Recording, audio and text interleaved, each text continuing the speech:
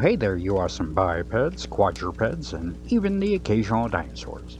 It is I, Little Wolf, and welcome to my den. Go ahead and come on in, but please wipe your paws before entering. And go ahead and take a seat by the fire. The cauldron is bubbling so we can have our choice of tea, coffee, or hot chocolate. Alright, so it is Friday, so we are going to be jumping into a vintage film to revisit, and I hope it helps you get through your Friday or whichever day you are able to join us here in the den to watch it. And if you ever feel like you need any help and you're not sure who to talk to, if you're in the US, please call the US Suicide Prevention number, which is 988. But if you're outside the US, you're going to have to go to blog.opencounseling.com/suicide-hotlines/ and they'll give you a website out there with all the other countries with websites and numbers that you can call if you need help. So please reach out to these places if you do. Alright, so this is going to be an interesting kind of sci-fi / horror movie from 1964, and this one is called Frozen Alive. And it says here that scientists experimenting with cryogenics succeed in putting themselves suspended in animation, or in suspended animation. But while he's under, his wife is killed, and he is the likeliest suspect. This is such an interesting one because you have the husband who's working with a lady who they kind of like each other. The wife is kind of seeing kind of an old friend that she likes, and it just goes so many interesting ways. So this is going to be very interesting. It's going to be fun. It's going to be kind of long. It's like an hour and 10 minutes. So definitely grab yourself a beverage and a snack or a dinner or something and sit down with your friends and family, or just join us here in the den. And let's find out what happens to the scientist's wife while he was sleeping.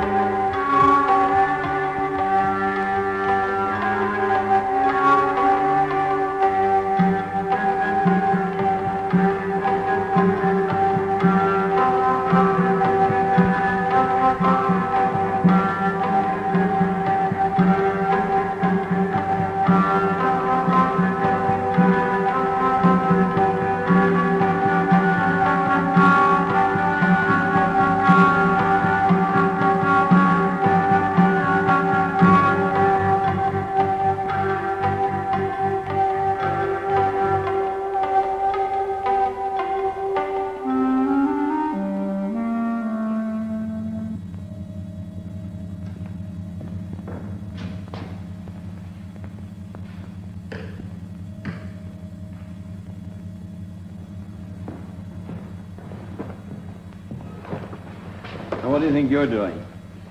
Slide, slide, slide. I can't find those slides. They would start hiding now. Why don't you try your case?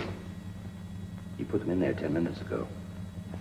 Look, this is no time for jokes. However, just to show you... I'm sorry, Frank. It's the conference jitters. You sure you got your speech? Of course, idiot.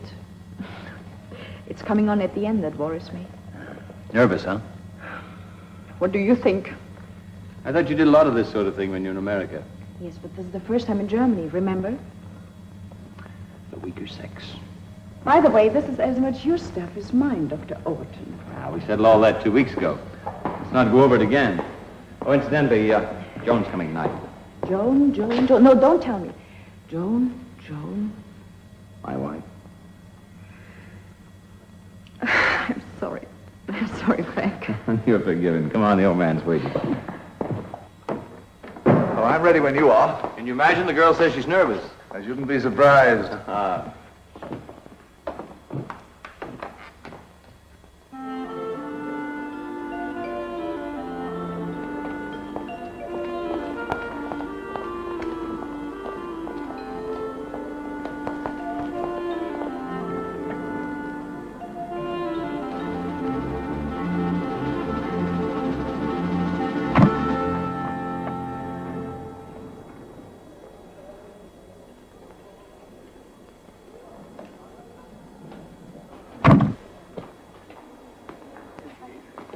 We'll either be here for the next 6 weeks.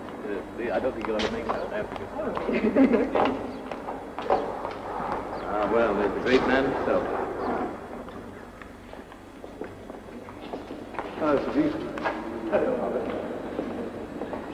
And you, Robert. Mr. Keith. And this, I'm sure, is our charming German colleague, Dr. Wieland. How do you do, sir? How do you do? I've heard a lot about your exciting work with Overton. That's why I came here to tell you what I think of it. Well, I hope you won't be too disappointed, Sir Keith.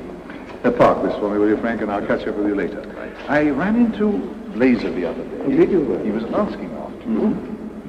So I don't know how much That Papa's old fool, he gives me a pain. Oh, forget him. Think of my worries instead.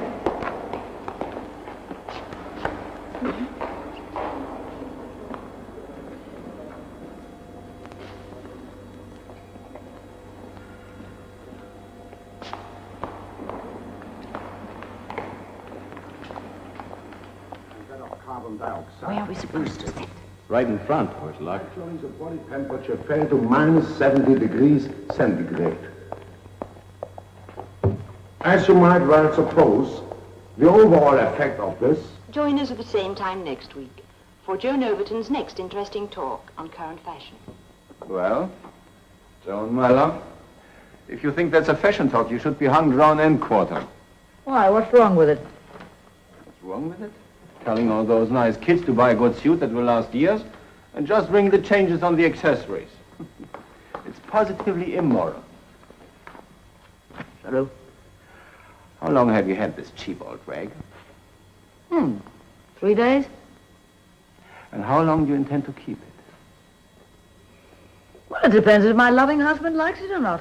He hasn't seen it yet. I bet he won't like it. Why not? Grow up, baby. Or do I have to make you a drawing?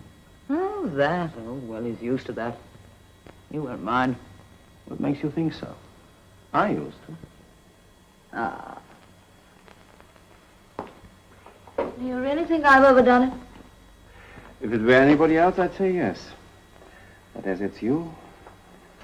Come on, I've got my page to look after and it's getting late. Oh, let's have one for the road. You can't have. You can't go to a scientific meeting smelling of drink. You're joking.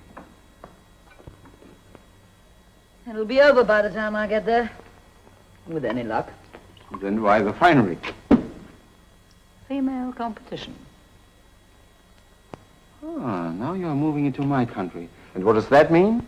Helen Beeland, Helen Wieland. Who's she? a beautiful scientist.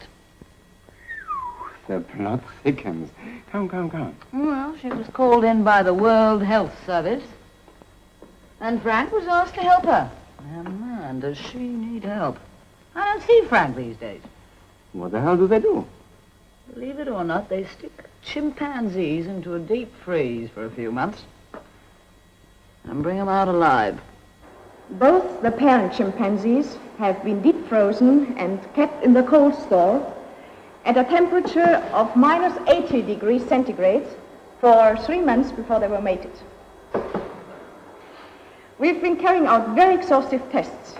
None of the experimental animals have suffered any damage to the brain or major nerve centers whatsoever.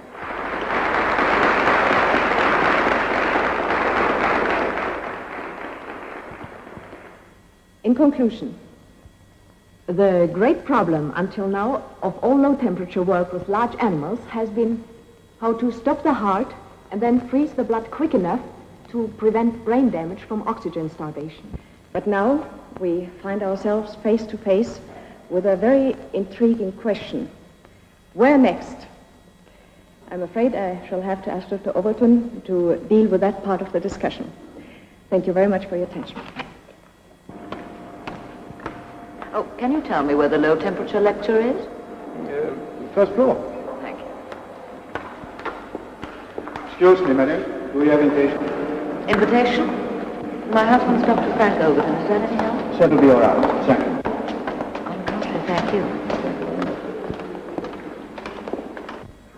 What's the maximum period of successful cold storage? Well, our maximum is 3 months, but in theory that can be extended to 3 years, 30 years, 300 years, just as long as you like. It makes no difference. They'd still come back as good as new. It's very simple, for where life is suspended, time actually has no meaning at all. I should like to know if you foresee any possibility of extending your experiments to the human animal. It occurs to me, for instance, that some of our aging politicians might welcome the idea of going into cold storage until the next general election. We'd be very happy to oblige the opposition, although I'm afraid they might like a trial or a test run first.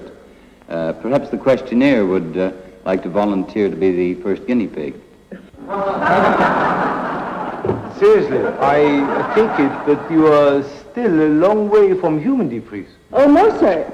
You go ahead, you go ahead. I'll handle the brick bats. Well, the question is, are we still a long way from human deep freeze? The answer is no. We are right on the doorstep. Dr. Overton and I are convinced that we could take a suitable human being, freeze him, and revive him with all his faculties intact. All we want is a chance to show we can do it. You haven't any problem with the chimps? Ladies and gentlemen. Ladies and gentlemen. Ladies and gentlemen, I am sorry. Well, you haven't noticed. Haven't noticed. How could I miss it, darling? You get your drink. I'll have a scotch. You mean a sherry? Oh, Frank, do come and tell. My voice is giving out. Very nice to see you again. Goodbye.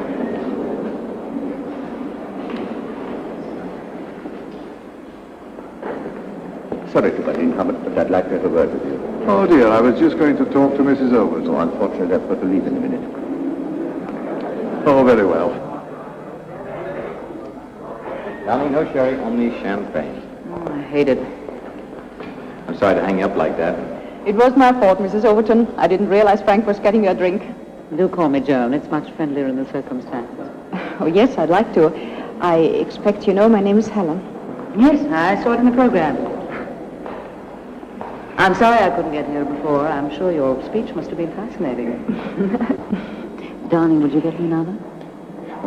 I think we ought to get something to eat. Oh, you poor darling. You must be starving. Why didn't you say so before? You must come and have a meal with us sometime, Helen. What do you mean sometime? No time like the present. Oh, you're very kind, and I'd love to, but the speech making has worn me out. I can hardly wait to get back home. Thank you very much. Are you sure you won't change your mind? No, not tonight. Goodbye. Goodbye. Oh, dear. That's too bad. I wish you'd join us. You know, I think your Helen's got something. Perhaps we should go home after all. I thought you wanted to show off your new outfit. Darling, I only wore it to please you. Let's go.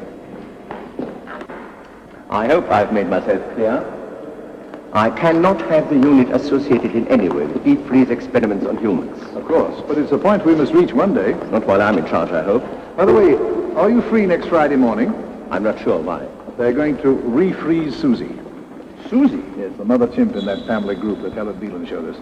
Why don't you come along and watch? Well, I'll see what I can do. So long.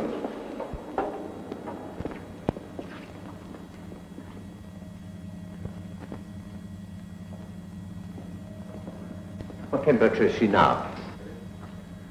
-10. Oh. She doesn't look frozen to me. Stupid old fool. And don't forget she's absorbed about a gallon of glycerol.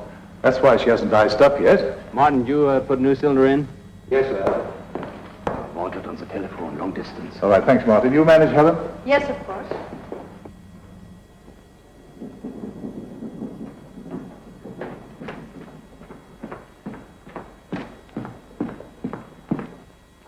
Now we are taking her right down to -80. Is that carbon dioxide? Yes, we freeze it around her. What's the point? Why not pack her in dry ice straight away? First thought, yes. But on second thoughts, no. Oh, yes. Just a minute. How much? How much? You couldn't have timed it better. Oh, I better take that down. Hold it a minute, Frank.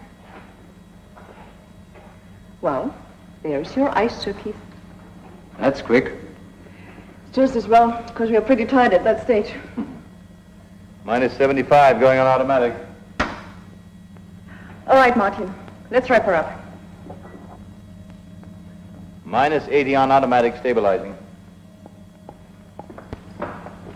Are you through? Yes? Good. That was a most impressive demonstration. Most impressive indeed. But you must come again when they do the resuscitation. That's much more exciting to watch. Oh, by the way, I've laid on tea in my office. Will you come, Helen, and you, Frank? No, we were going to get Jackie ready. Oh, well, surely you can spare a few minutes. As I was saying, when the heart starts beating again, and you hear the first thud on the amplifier, that's really exciting.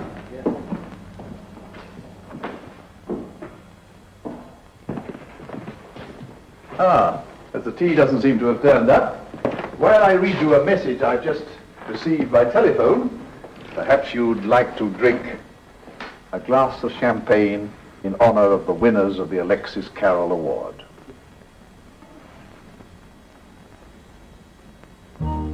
Helen Maria Wieland of Munich, Germany, and Francis Henry Overton of Boston, USA, for their remarkable advances in the field of low-temperature research, which opens up far-reaching possibilities in human surgery. Carol Award.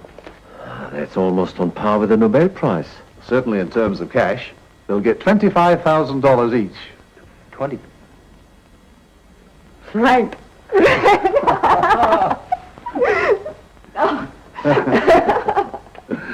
Yes, $25,000, and you can spend it all on this if you like. Oh, I'm sorry. Would you have preferred tea?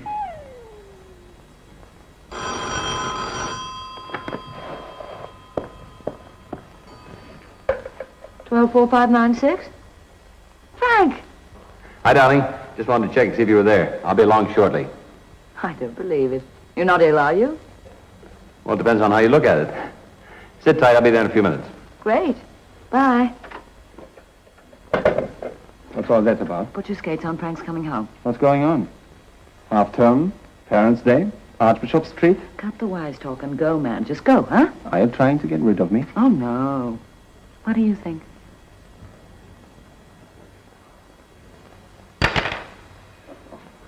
Oh, Joan is really excited. For the first time in her life, she can have anything, do anything she wants. It must be the champagne. I still can't take it in. Ah, here you are.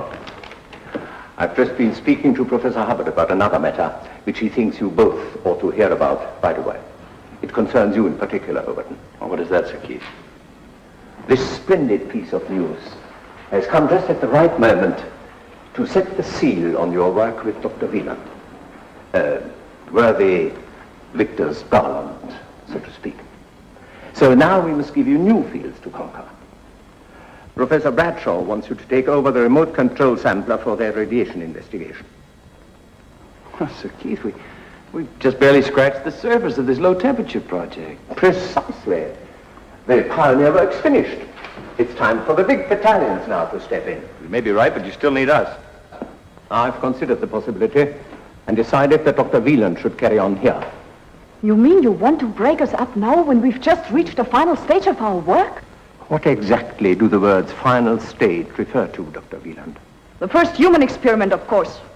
I consider all this talk about a human deep freeze experiment extremely ill-advised and premature. The Alexis Carl trustees don't seem to share your opinion, Sir Keith. No one hopes more fervently than I for the day when suffering humanity can be treated by your method and be cured. But it would be fatal to encourage false hopes, despite the enthusiasm of the current trustees. You don't think for 1 minute that we've been conducting these experiments for the welfare of half a dozen monkeys, do you? The high policy of the executive is outside your terms of reference, Dr. Overton. What the hell do you think we've been doing here? Just don't want you around when Frank gets back, that's all. Why not? A little competition would do him a world of good. Look. He might stop thinking of you as simply another body for the deep freeze. What are you trying to do? Look in the mirror, my sweet. I'm trying to get a very attractive woman back into circulation. If a chimpanzee dies during an experiment, that's one thing. But a human life is quite different. I'm sorry. The risk of failure is much too great. Sir Keith, the certainty of destruction by incurable disease is absolute. It is only by experiment and occasional failure we discover the knowledge and technique that make for success. All we are asking for is to carry out these experiments in a calm and secure atmosphere. You know what my mother used to say? The years race by, but the magic lingers. That's how it is with us, Joan. You are wasting your time. Look, we had our little interlude. And it was over the day I met Frank. You knew that. Well, nothing has changed. It's Frank now and always. In my experience as a crime writer... Oh, clear off! You're reaching the point of no return. And it'll hurt you more than it'll hurt me. I think that young woman is most persuasive. Possibly because her fiancé died of cancer. Ah, that accounts for it. I think if I knew I had only a few weeks to live, I'd volunteer for her. By the way, Hubbard, I think you ought to step in. Huh? You must tell them that human experiments are out. They'll take it better from you. In the meantime, of course, I shall consult various authorities. Well, I must be going now. You mean you'll sit on the fence, and if someone makes a fuss later, I shall take the rap? My dear Hubbard, I had no such thought in mind. Well, put your veto in writing for the record, and if you do that, I'll pass it on. 8 or 9,000 pounds. In dollars, that's 25,000, any way you look at it. Oh, Frank. Oh, what can we do with it? Whatever you'd like. What would you like? Masses of things. We could have another car, you know, a little one for town. Sure. And then we could have a fabulous holiday. And we could have a little period cottage for the weekends. You know, it's something I've been thinking about. Not the weekends, but a place in the country. You know, long walks and fresh air. I could commute. Give me a chance to catch up on my reading. Yeah. What about my job? Listen, what about your job? Don't you think it's about time you were quitting it? Oh, yeah, but... Joan, all the money you make, it either goes in taxes or you spend it on clothes. I don't know. We've been married 5 years. I'd like to start thinking about having kids. Kids? Well, yeah. You want a family, don't you? Oh, sure, but... Good, that's settled then. Yeah, let's celebrate that. When do we start? Start what? Why, looking for the house. Oh. On weekends, it'll be fun driving around. And when we find what we want, I start raising the family. Is that it? Listen, the better as far as I'm concerned. That's up to you. Mm-hmm. And when does Helen Wieland leave for Munich? Oh, I don't know. You don't have to look so upset about it, Frank. Upset? What has Helen Wieland got to do with our having a family? Look, if you think I'm going to lose my looks and my figure, retire to this grand house in the country, take long walks and plenty of fresh air while you catch up on your reading, with that woman around, you're crazy. You can't be jealous of Helen. No more than you are of Tony. Look, you can call it intelligent anticipation. You may not be in love with her, but she certainly is in love with you. Let me set you straight about something. Helen and I work together. We work together harmoniously, but it begins and ends with our work. What do you think we are, a couple of newspaper people? Touché. But you're human, and so is she. And you're out of your mind. Am I? Well, I watched her at that lecture hall. Why don't you knock it off? Just knock it off! But now that you mention it, yes, she is attractive, and she's human also. Where are you going? I'm working tonight. Oh, another experiment, huh? All night. Oh, yes, every night. Oh!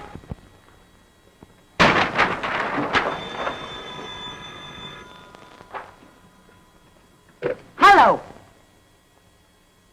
Tony. Was she thrilled?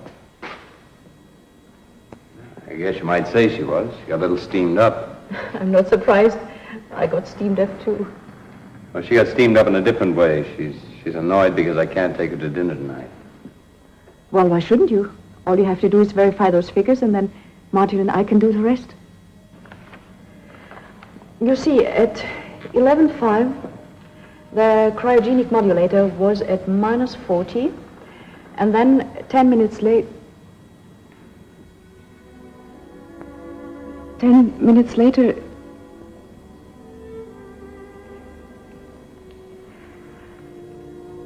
it would be better if you went home.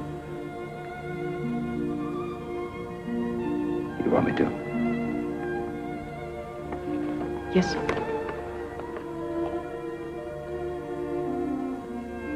Right. I'll call her up.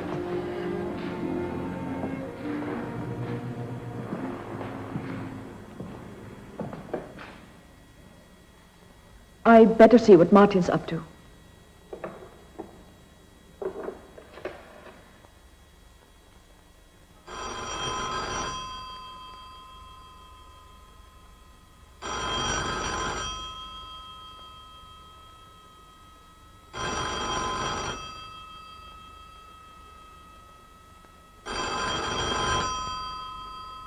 The crowd sees me a-dancing, carefree and romancing, happy with my someone new. I'm laughing on the outside, crying on the inside, for I'm still in love with you.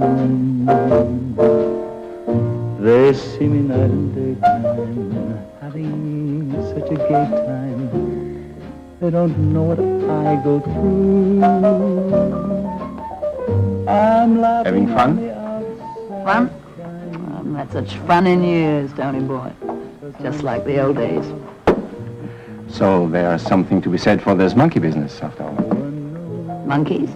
Oh! Monkeys. To hell with monkeys for tonight. Yes, to us. To us. Wait up. A bottle of Veuve Clicquot, please. 1951. Very well, sir.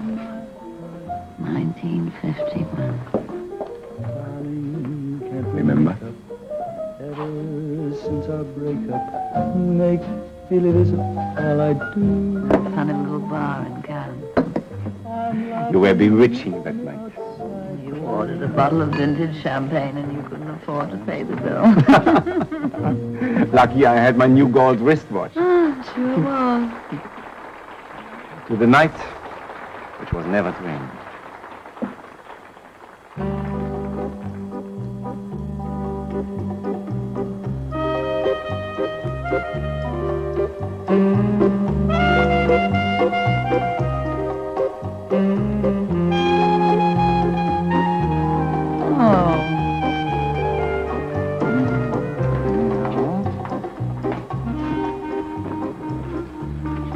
Excuse me, Mr. Stein, you wanted on the telephone, please. Oh, hell. Sorry, darling. Don't be too long, because I haven't got a gold wristwatch.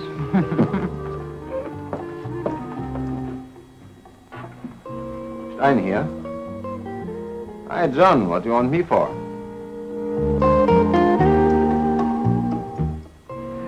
But look here, J.B. Surely the paper doesn't own me body and soul. It's damned unfair. Ah, all right. But it's the last time.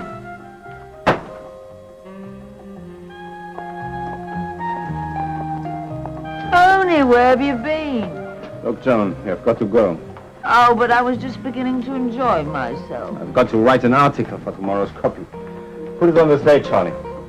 Come on. Oh, but it's early. What time is it?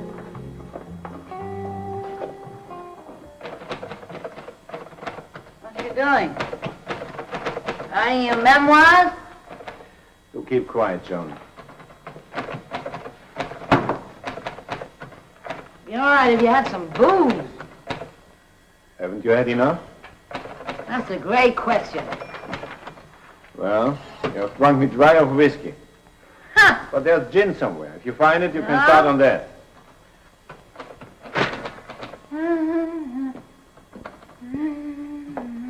But don't blame me for your head in the morning. It's empty. That's empty.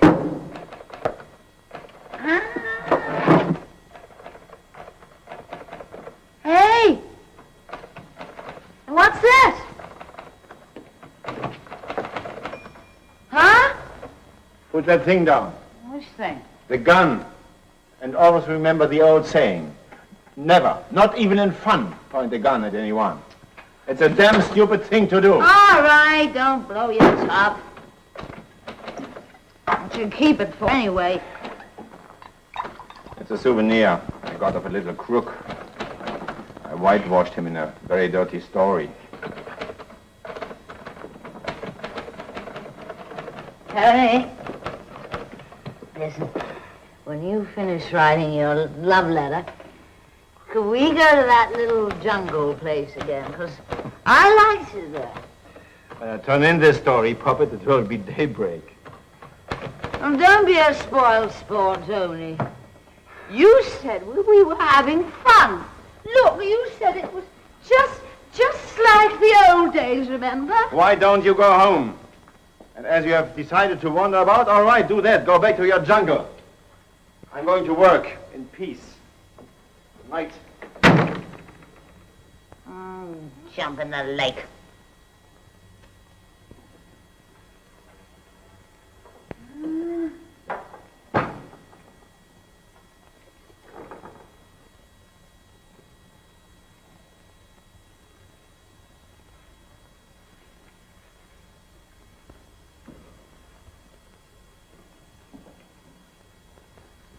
Good night!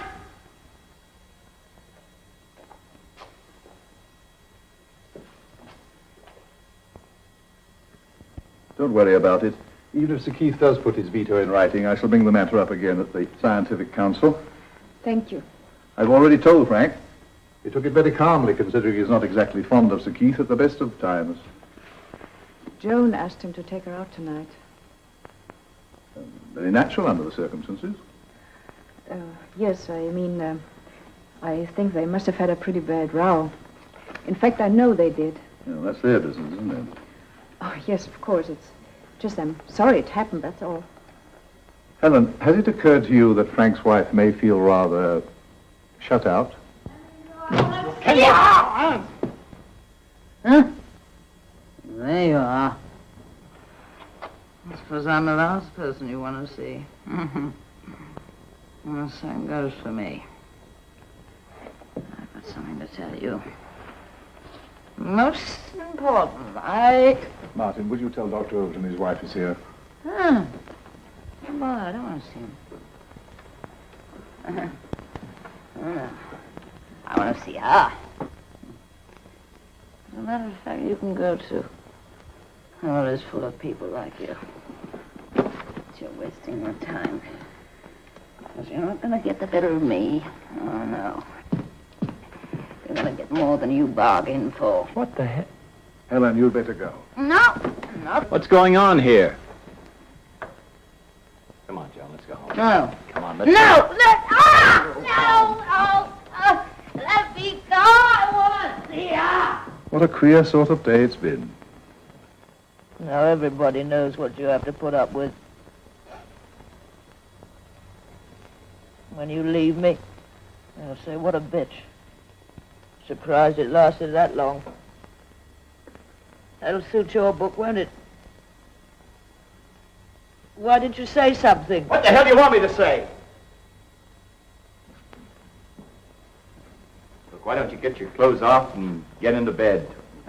Talk about this thing in the morning. I want to talk now. You're in no condition to talk about anything now.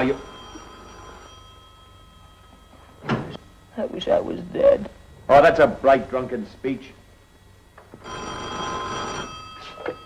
Hello. Helen, good of you to call. Yes, yeah, it's all right now.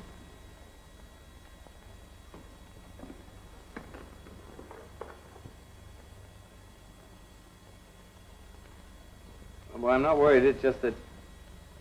God, he didn't see this. Hold on, will you?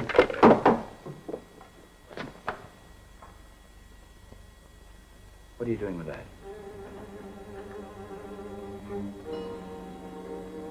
Give me the gun, Jim. No, Frank. No. Give me the gun, Joe. Get the gun!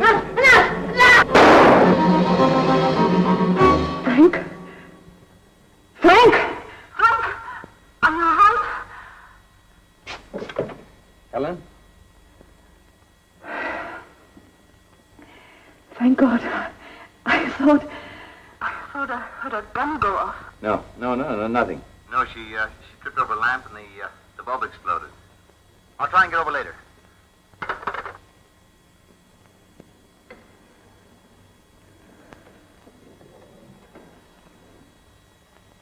It's terrible. I thought I'd killed you. That wasn't very bright of me, but I thought you were going to do something stupid. I only tried to hide it. I didn't want you to see it. Where'd you get the gun, John? Tony's. I took it. I didn't know. How long have you had it? Tonight I went round to his place after we had our quarrel. You mean you had this thing when you came to the lab tonight? I only meant to frighten her. I was mad. I was all mixed up. It just must have been the scotch. You brought this thing along to frighten Helen? Look, I swear to you, I didn't take it out of the bag. She didn't see, honestly. Didn't you know the gun was loaded? Don't look at me like Answer me, did you know it was loaded? Tony said it was empty. It wasn't his fault, Frank. Let me give it to him back. Please, Frank, breathe! You've got to believe me.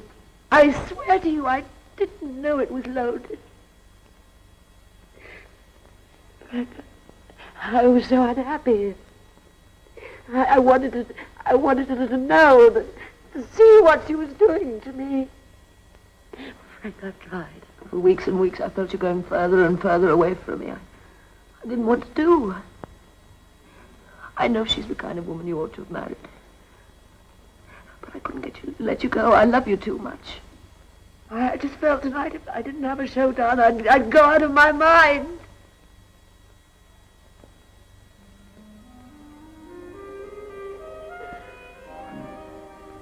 I'm probably more to blame than you are. Stop worrying about Helen. I'm being transferred next week.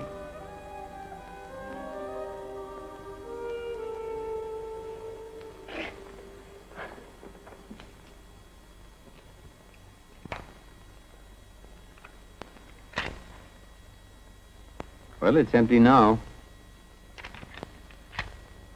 Are you ready to start now, Dr. Wieland? Yes, but Dr. Overton said he'd ring, so let's give him a few more minutes. By the way, is there any more coffee? What? Again? Yes, again. I'm an addict. Coffee.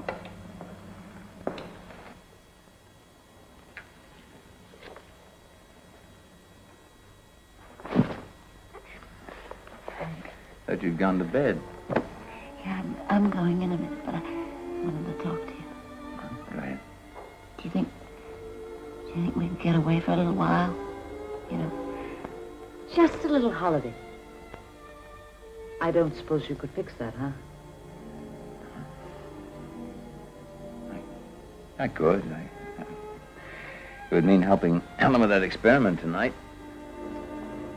Can't let her do it alone. I mean, all night, which you're not very fond of. I don't mind, darling. Oh, I love you so much. I hope the experiment will be a great, big, smashing success. It will be.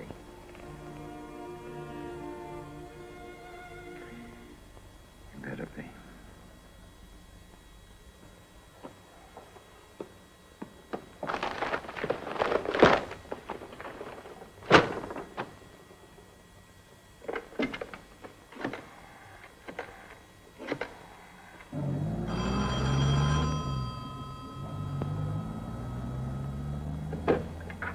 Twelve, 4, 5, 9, 6. Joan, Tony! what have you done with my gun? Oh, well, I was going to play a silly joke, and unfortunately it misfired. Misfire? Well, I was going to bring it back. Come and fetch it. All right. All right, Martin, we start. Helen, thanks for calling me. Frank? I'm glad you didn't go ahead with Jackie. I was just going to. I've got a much better idea. You realize, of course, that once Vernon puts that veto in writing, we're sunk. We can't go ahead without getting Hubbard into hot water. We've got to be there first. Yes, but how? Tonight we're going to experiment on me. Don't look so shocked. I don't know why I didn't think of this thing sooner. I'm perfect for the experiment. Right weight, everything. Believe me, it'll go like clockwork. You'll see. Oh, you have the ratio figures for the human experiment. All we have to do is add an extra liter of glycerol. No. It's too much of a risk. What do you mean too much of a risk? There is no risk. We've been saying there's no risk. I know, but it's different when you're faced with it. I mean, we could be wrong. Will the human heart stand it? And what about brain damage from oxygen starvation? And what about your wife? I'm doing this for Joan, too. No, Frank. No, I won't do it. I can't. Not with you. I'd be too scared of something going wrong. Unless, of course, that's what you want.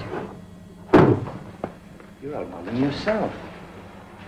Helen, do you realize what this means if this experiment is successful? And it's bound to be successful. It opens up unlimited possibilities for the world of surgery, and think of future generations, Helen. It'll free them of malignant disease.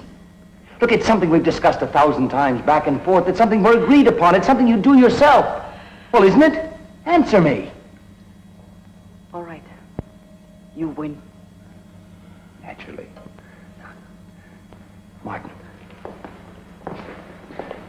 We're going to conduct our first human experiment tonight. You're going to be a part of it. Oh, you don't expect me to... No. It's on me. It's on me.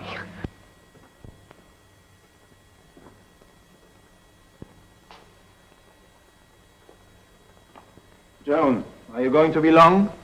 Coming right away.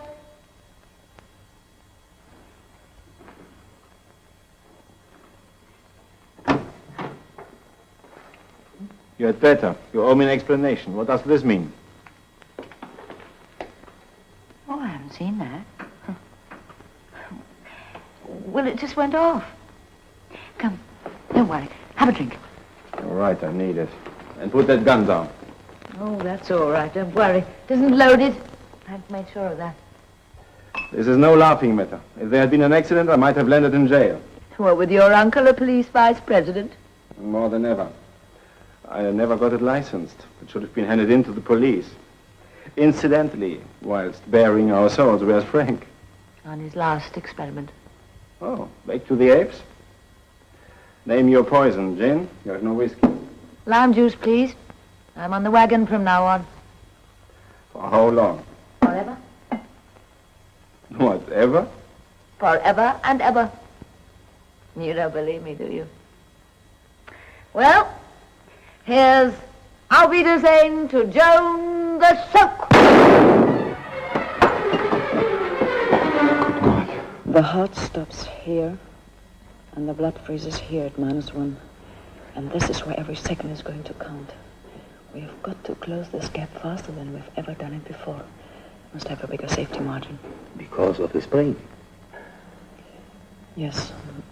This is where there's a risk of damage if we're unlucky. You better hurry up, Helen. I'm going to fall asleep on you. I'm coming, Frank.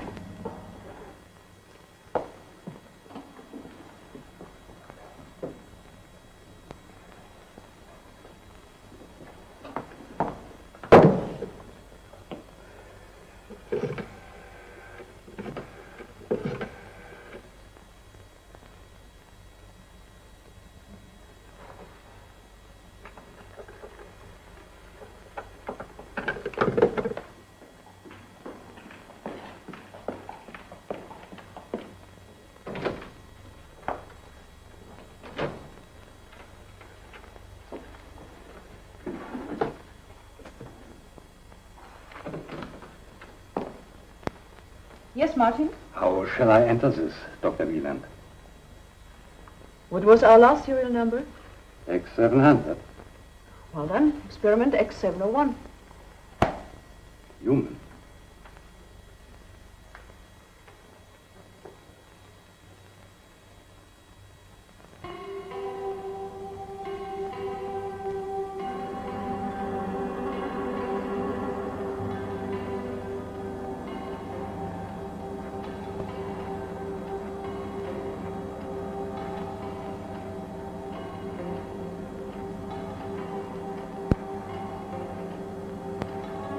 Zero.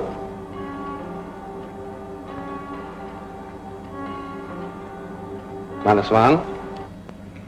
Set for -10 on full current. Good. 6 seconds to spare. Will he be all right? He looks all right so far. Looks different from the chimps, doesn't he?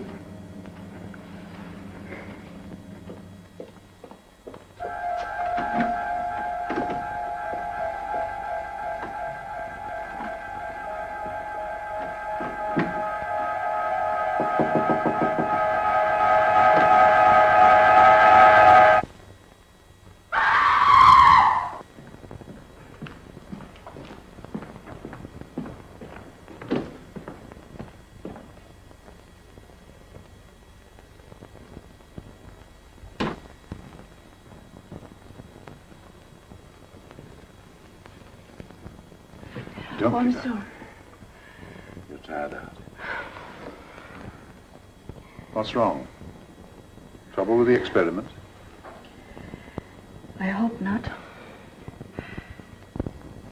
You see, it isn't Jackie. Frank came back last night. He insisted Frank? We talked about Sir Keith trying to stop us from doing a human experiment. He said we must get in first. Must. Is that all? Oh, you know Frank. As usual, he started on our mission to humanity. He cornered me. What could I say? So Frank offered himself as a guinea pig, and you accepted it. Because of his wife?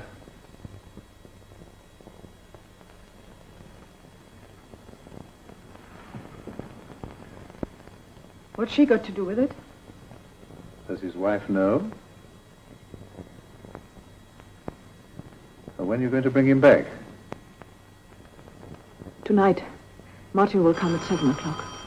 Yes. But what does he want? Oh, I see. Oh, and send him in. There's a man from the police. He wants to see Frank. He can't, can he? Any idea what he wants? No. Oh, well, then you better go home. I'll talk to Oh, him. no, please let me stay.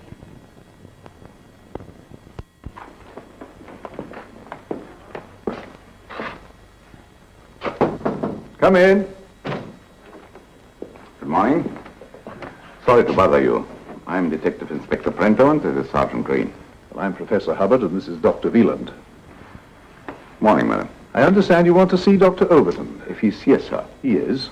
I thought he might be. His car is outside. But he's not available at the moment. So we'd better make him available. Well, that's not so easy. He's involved in an experiment. Then you had better stop for a while. I've got some important questions to ask him. I'm afraid he's unconscious. Perhaps you better tell me what you want him for. At this stage, that's none of your business, sir. Then you better make it my business, Inspector. We may want to keep Dr. Overton unconscious for weeks, even months. Do I understand that you will hinder the police in the execution of their duty? No, I'm asking you to tell me what you want to talk to Dr. Overton about. Very well. We think Dr. Overton can help us in connection with his wife's sudden and violent death by shooting. No. Perhaps Dr. Wieland could be more helpful. One moment, Inspector. This lady is a member of an international organization. Shouldn't you warn her that she doesn't have to answer your questions at this stage? Yes, of course. I was about to do that. Well, Doctor. I can only say I'm very shocked to hear the news. He's a dear friend and colleague. Yes. I only want facts. For the early part of the evening, he was here. His wife called. They left, and later he returned to do the experiment. Where is he now? I'll answer that, Helen. At the moment, Dr. Overton is in the next room in a glass case surrounded by solidified gas at about minus 40 degrees centigrade. And as you might expect, his life processes are suspended. That means either alive or dead, sir. I mean what I say. Suspended. Alive? Alive. I suppose he can be revived. Well, this is an experiment. Can I see that case? Yes, you can see it. You stay here, sir. Yes, sir.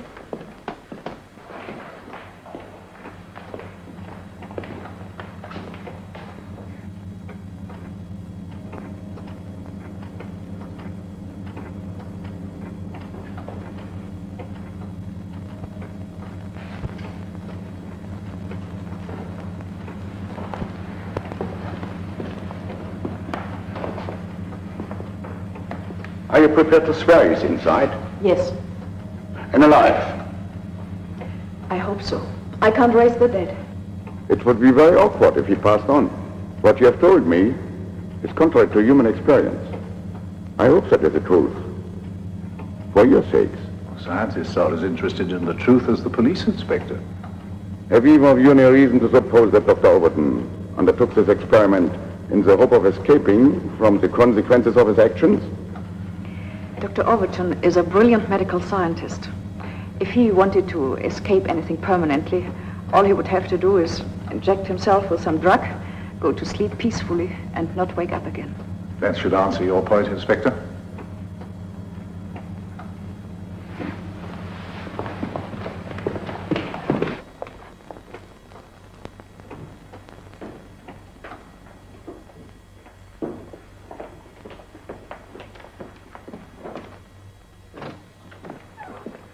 I want Dr. Overton revived as soon as possible. Now think about it, Inspector. Dr. Wieland has been working intensely for over 24 hours, and there are many other considerations which don't concern you. I'll let you have my decision later in the day. You are probably very wise, Professor. The human mind plays funny tricks when suffering from lack of sleep. Sergeant, I want you to stay in the laboratory until I send her a leave. Sir.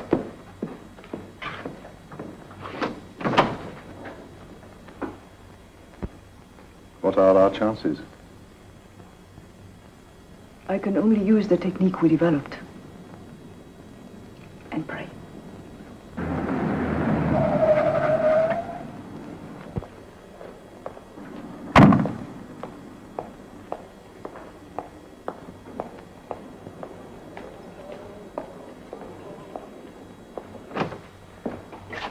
Ah, so your secretary did manage to get hold of you. He did indeed. I've been traveling the whole day. I thought you wouldn't want to miss the fun. I'm certainly relieved to see that the whole place isn't swarming with reporters. No, because we've persuaded the police to let us finish the resuscitation in peace. In peace? But don't you realize the full implications of this business? We don't know the facts yet. The facts are obvious. Overton shot his wife, returned to the laboratory, and with Fräulein Wieland's willing connivance embarked upon this experiment, either as a red herring or a wild act of penance. The police haven't ruled out suicide.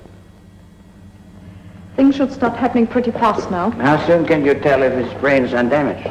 He'll be able to talk for a minute or two, and then he'll slip back into a sort of coma. A coma. And how do you deal with that? By stimulating the heart. Do you know Karl Merkheimer, the pathologist? He's here. Karl Merkheimer? Here? The police wanted an independent medical observer. Why? To make sure that Helen does everything she can to bring Frank back alive, I imagine. Karl Merkheimer, of all people. Oh, he's quite a nice chap. I don't care what he's like. Every Tom, Dick, and Harry in this country knows his name and connects it with sensational criminal trials. This is getting worse and worse. A wee bit tricky, that. Judging how much you give him is a difficulty, I would imagine. Yes, I have to be careful not to overstimulate, or he might die of shock.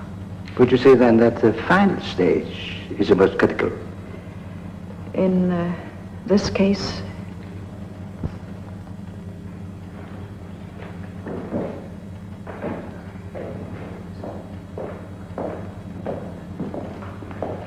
This is Dr. Merkheimer. Sir Keith Vernon. Oh, how do you do? What are these for? Emergency use. If he looks like passing out? No, in case one of your lot comes over queer. Martin, are you ready? Coming, Doctor. -1 standard pressure. -1 standard pressure. Thermomodulator cut 50. Thermomodulator cut 50. 0. 0. Switch on heart amplifier. Switch on heart amplifier.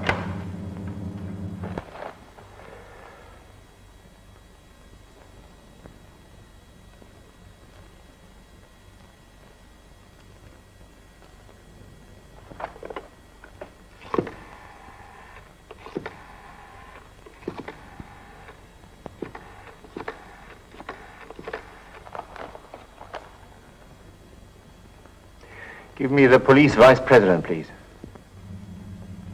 18. 18.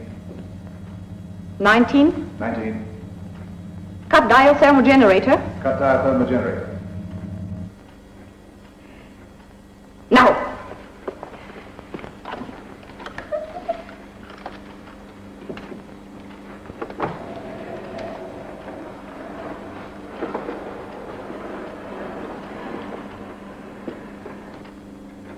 Skin texture has returned already. We can help him on with some artificial respiration. The amplifier on? Yes. We'll start at 600 cc and give him a pulse rate when you get one.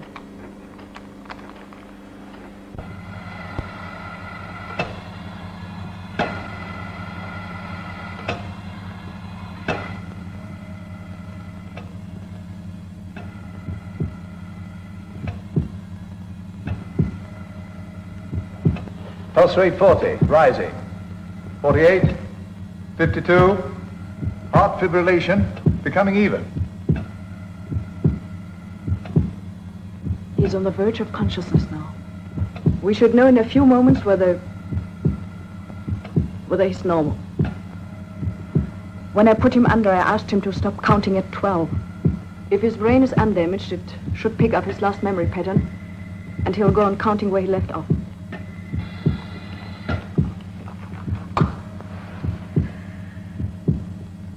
Frank? It's me. Do you hear me? Think. Think. Think.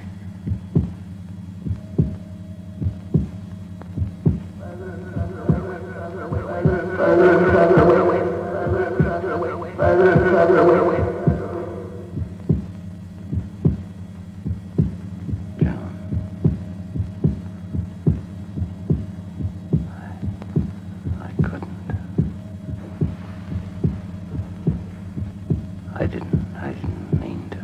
You can talk to John later. Just go on counting.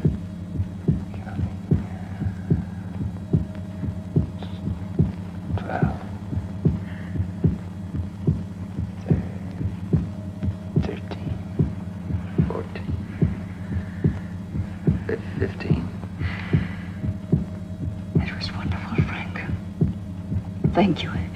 That's all you have to do.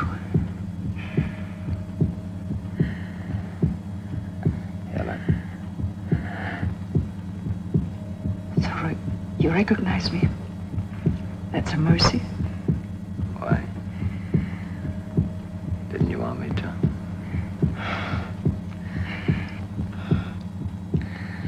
I'm a very clever fellow. Walk the dog, play baseball, tiddlywinks. You're wonderful, Frank. But now, relax, and let me do the rest.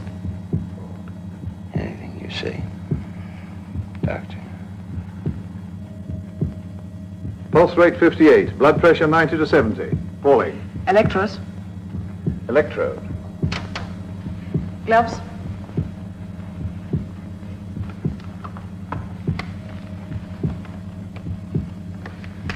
Electros. We'll start at 250, time check every 30 seconds. Start at 250. Time check every 30 seconds.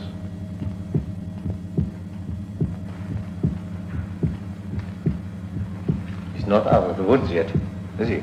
No. Not yet. 4 minutes at 4:30. Pulse 62. Step up complex C to 500. Step up complex C to 500.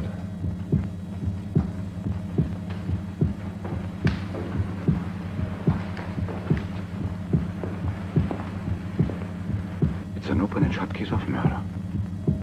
Yes, sir. I took down his festivals as evidence. We are going to need it. 4 minutes at 500. Pulse 64.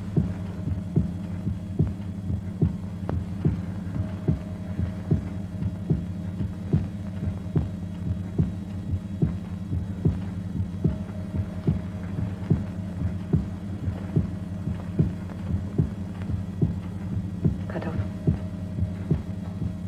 Repeat instructions. Cut off. The amplifier. No, the heat. And the heat?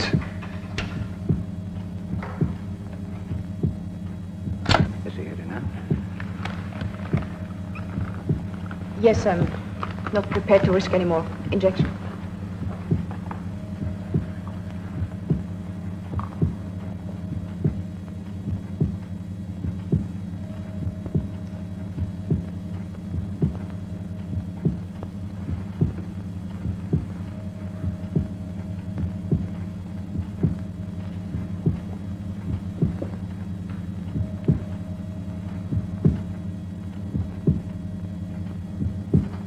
Pulse rate 56.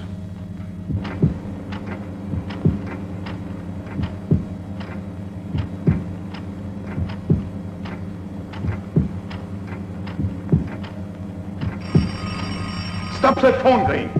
Marcy.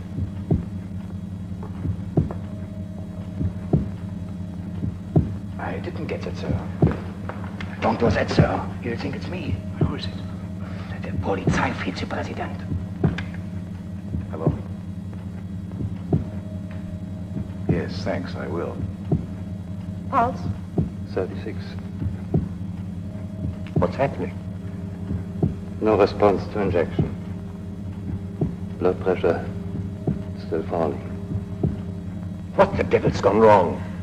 Why don't you inject him to the heart? Sir Keith. Police Vice President wants you, Inspector. Dr. Overton's wife shot herself accidentally. A witness has come forward.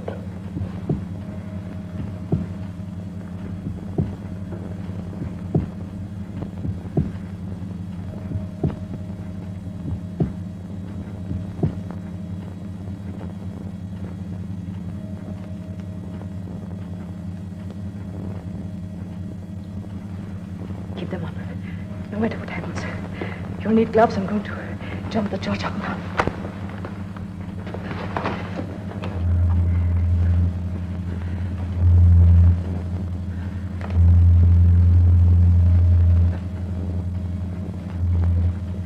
Contacts scorching.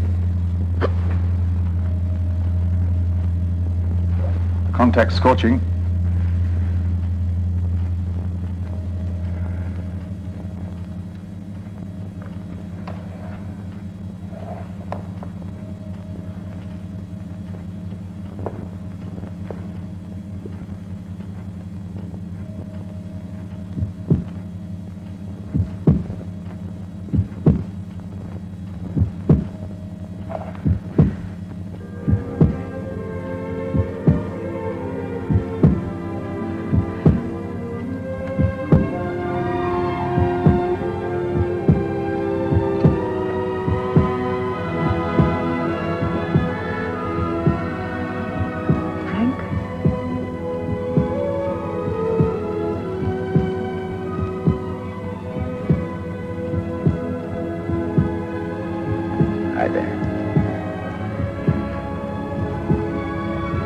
For a minute, I thought I'd lost you.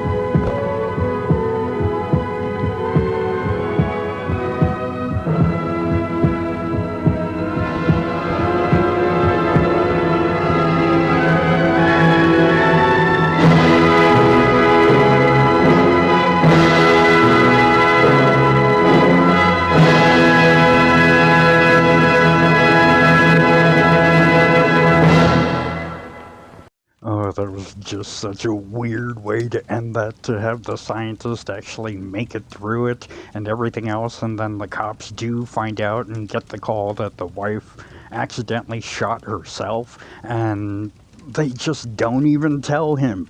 He just wakes up, she lays her head on his on his head, and then they end the movie. That was just so crazy to me. I hope you guys did enjoy this. Please give it a like if you did. Comment on maybe your favorite part and share it out to people who do like old movies. I love you bipeds, quadrupeds, and even the occasional dinosaurs so much. I hope you guys have a good weekend, and if you want to help out even more, remember when you go out and about, please remember to mask up. That'll keep you and your family safe, and if you get sick, it'll keep strangers safe too. Also, if you haven't done it yet, go out and get your vaccinations or your booster shots, and that'll keep you and your family safe, and in the long run, strangers safe too.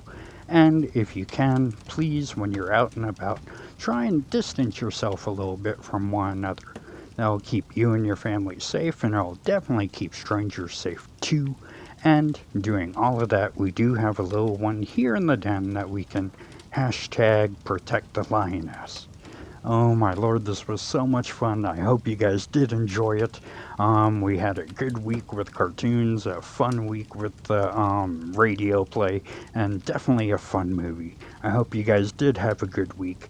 I love you bipeds, quadrupeds, and even the occasional dinosaurs so much. So until next time, Wolf out.